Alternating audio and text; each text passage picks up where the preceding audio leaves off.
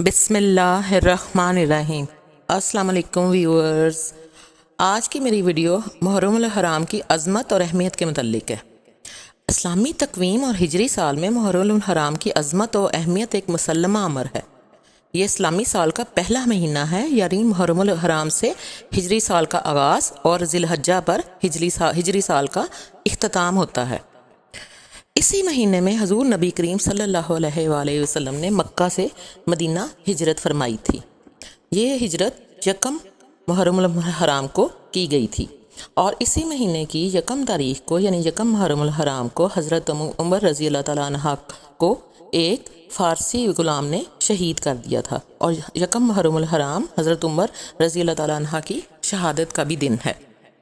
اس مہینے کو حضور نبی کریم صلی اللہ علیہ وآلہ وسلم نے اللہ تعالیٰ کا مہینہ قرار دیا ہے۔ یوں تو سارے ہی دن اور مہینے اللہ تعالیٰ کے ہیں، لیکن اللہ تعالیٰ کی طرف نسبت کرنے سے اس کی عظمت اور فضیلت ظاہر ہوتی ہے۔ ماہ محرم کی ایک فضیلت یہ بھی ہے کہ اس مہینے کا روزہ رمضان المبارک کے بعد سب سے افضل ہے۔ داماد مصطفیٰ شیر خدا سیدنا علی مرتضیٰ رضی اللہ تعالیٰ عنہ سے روایت ہے کہ میں حضور نبی کریم صلی اللہ علیہ وآلہ وسلم کے پاس بیٹھا ہوا تھا۔ ایک صاحب نے آ کر پوچھا، یا رسول اللہ صلی اللہ علیہ وآلہ وسلم، رمضان کے مہینے کے بعد کس مہینے کے روزے رکھنے کا آپ مجھے حکم دیتے ہیں؟ تو حضور اکرم صلی اللہ علیہ وآلہ وسلم نے فرمایا، اگر رمضان کے بعد یعنی رمضان کے مہینے کے بعد تمہیں روزہ رکھنا ہو تو محرم کا روزہ رکھو، اس لیے کہ یہ اللہ کا مہینہ ہے۔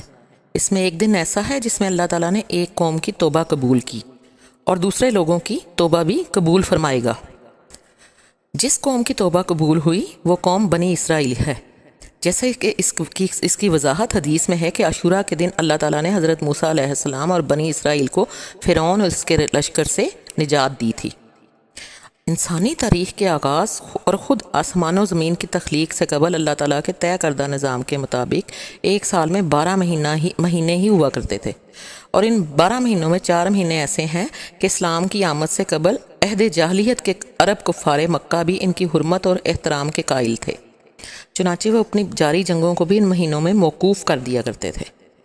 ان 4 مہینوں میں محرم کا مہینہ بھی شامل ہے، اور حسن اتفاق سے اسلامی سال کا پہلا مہینہ ہی محرم کہلاتا ہے۔ تاریخ انسانی کا مطالعہ کرتے ہوئے یہ بات بھی سامنے آئی ہے کہ اسلام سے قبل اس مہینے کے اندر بہت سارے اہم واقعات پیش آتے رہے ہیں۔ تاریخ کے کتابوں نے اس مہینے میں پائے جانے والے جن واقعات کو محفوظ کیا ہے، ان میں سے چند میں آپ کو بتاتی ہوں۔ اس مہینے میں ہی اللہ تعالیٰ نے حضرت آدم علیہ السلام کی توبہ قبول فرمائی۔ حضرت نوح علیہ السلام کی کشتی طوفان نوح کے بعد جودی نامی پہاڑ کے قریب آ کر ٹھہری۔ حضرت یوسف علیہ السلام کو اس مہینے قید سے نجات حاصل ہوئی۔ حضرت ایوب علیہ السلام کو طویل بیماری کے بعد شفا نصیب ہوئی۔ حضرت یونس علیہ السلام کو مچھلی کے پیٹ سے نجات ملی۔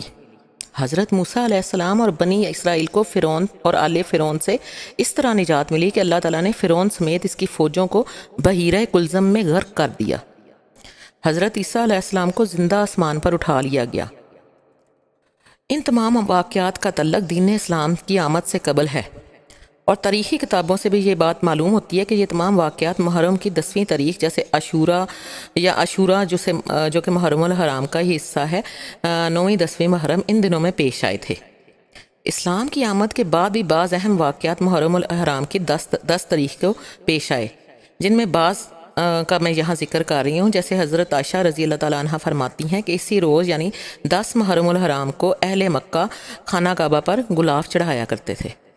اسی مہینے کے آغاز میں حضرت سیدنا عمر فاروق رضی اللہ تعالیٰ عنہ پر کی شہادت ہوئی۔ ان پر قاتلانہ حملہ تو 28 ذی الحجہ کو ہوا تھا، لیکن ان کی شہادت یکم محرم الحرام کو ہوئی تھی۔ 10 محرم الحرام کی تاریخ وہ ہے جس میں نواسہ رسول صلی اللہ علیہ وآلہ وسلم جگر گوشہ بطول رضی اللہ تعالیٰ عنہ سیدنا حضرت حسین رضی اللہ تعالیٰ عنہ شہادت کے مرتبے پر فائز ہوئے۔ قیامت کا وقوع بھی 10 محرم الحرام اور جمعہ کے دن ہوگا۔ عاشوراء 10 محرم الحرام کی 10ویں تاریخ کا نام ہے، اور محرم الحرام کے پورے مہینے میں جو تقدیس آئی ہے وہ اس تاریخ اور دن کی وجہ سے ہے، اور اسے مقدس جانتے ہوئے گزشتہ آسمانی مذاہب سے تعلق رکھنے والی قومیں بطور شکرانہ اس کا روزہ رکھتی رہی ہیں۔ رمضان المبارک کے روزوں کی فرضیت سے پہلے شریعت اسلامیہ میں بھی بطور فرض روزہ یعنی کہ عاشوراء کا ہی روزہ رکھا جاتا رہا ہے۔ رمضان المبارک کے روزوں کی فرضیت کے بعد عاشوراء کے روزوں کی فرضیت تو منسوخ ہو گئی، لیکن عاشوراء کے دن کی تقدیس برقرار ہے۔ چنانچہ فرمایا گیا کہ اب جس کا دل چاہے اس دن کا روزہ رکھے اور جس کا دل چاہے اسے ترک کر دے۔ مدینہ منورہ میں ہجرت کے بعد نبی کریم صلی اللہ علیہ وآلہ وسلم کے سامنے یہ بات لائی گئی کہ مدینہ منورہ کے یہودی عاشوراء محرم کا روزہ رکھا کرتے تھے۔ جب ان یہودیوں سے اس روزے کے بارے میں پوچھا گیا تو انہوں نے کہا کہ ہمیں فرعون سے نجات اسی دن حاصل ہوئی تھی۔ اللہ تعالیٰ کی دی ہوئی اس نعمت کے شکرانے کے طور پر ہم اس دن کا روزہ رکھا کرتے ہیں۔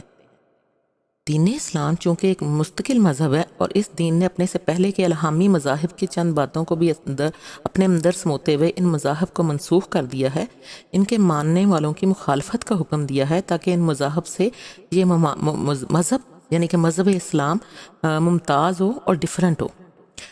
لہٰذا حضور اکرم صلی اللہ علیہ وآلہ وسلم نے یہ بات ارشاد فرمائی کہ آئندہ سال 10 محرم الحرام کے روزے کے ساتھ میں 9 محرم الحرام کا روزہ بھی اگر اس دنیا میں رہا تو ضرور رکھوں گا۔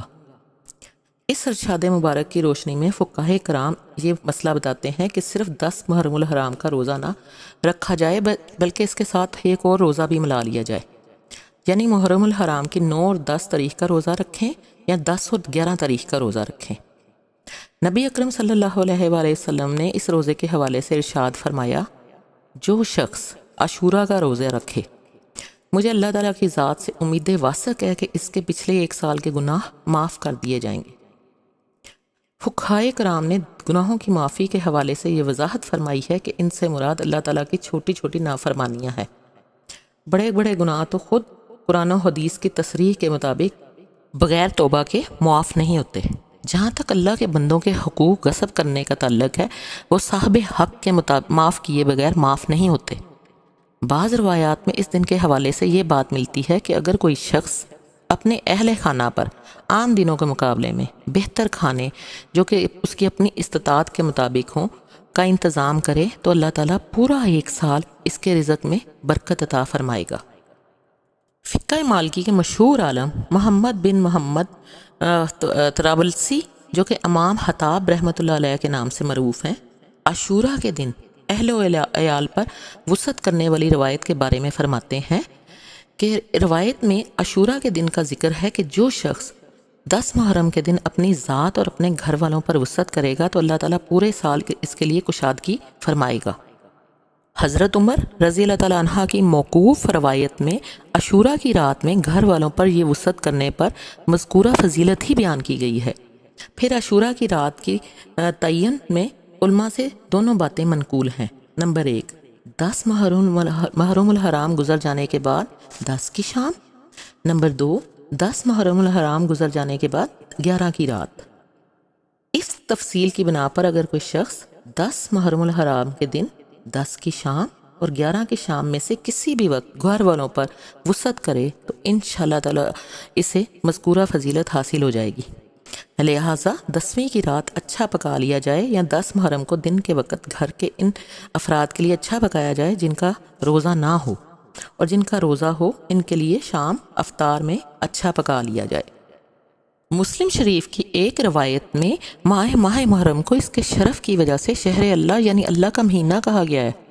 محرم الحرام کی اسی بزرگی اور برتری کی وجہ سے حدیث میں ارشاد فرمایا گیا، رمضان کے بعد سب مہینوں سے افضل محرم الحرام کے روزے ہیں، اور فرض نمازوں کے بعد تہجد کی نماز افضل ترین ہے۔ عاشوراء کے دن کے یا محرم الحرام کے یہ وہ کام ہیں جو کہ عقائد دو جہاں صلی اللہ علیہ وآلہ وسلم سے منقول ہیں اور احادیث کے ذریعے ثابت ہیں۔ ایک تو 10ویں تاریخ کا روزہ رکھنا، اور دوسرے اپنے زیر کفالت افراد پر رزق میں فراوانی اختیار کرنا۔ 10ویں تاریخ کا روزہ رکھنے کے بارے میں ایک یہ بھی آ رہا ہے، یہ تحقیق ہے کہ فی زمانہ چونکہ یہود و نصارہ اس دن کا روزہ نہیں رکھتے بلکہ ان کا کوئی کام بھی قمری حساب سے نہیں ہوتا، یعنی چاند کی تاریخوں کے حساب سے نہیں ہوتا، اس لیے اب اس معاملے میں یہود کے ساتھ اشتراک اور ان کے ساتھ مشابہت نہیں رہی۔ لہٰذا اگر صرف 10ویں تاریخ کا ہی روزہ رکھ لیا جائے تب بھی اس میں کوئی حرج نہیں، اور 10ویں تاریخ کے روزے کی جو فضیلت ہے وہ بھی احادیث میں حضور صلی اللہ علیہ وآلہ وسلم کے اقوال سے ثابت ہے۔ چنانچہ مسلم شریف میں حضرت ابو فتاوہ انصاری سے روایت ہے کہ آپ صلی اللہ علیہ وآلہ وسلم نے فرمایا کہ میں اللہ تعالیٰ سے امید رکھتا ہوں کہ اس دن کے روزے کی وجہ سے اللہ تعالیٰ 1 سال کے گناہوں کا کفارہ فرما دے گا۔ اللہ تعالیٰ ہم سب کو دین اسلام کی سمجھ اور عمل کی توفیق عطا فرمائے، آمین ثم آمین۔ اگر یہ میری ویڈیو آپ کو اچھی لگی ہو تو اس کو لائک کر دیجیے گا، میرے چینل کو سبسکرائب کر دیجیے گا، دعاؤں میں یاد رکھیے گا، اپنا اور اپنے گرد و نواح کے لوگوں کا بہت خیال رکھیے گا۔ جزاک اللہ، اللہ کی امان میں رہیں، اللہ حافظ۔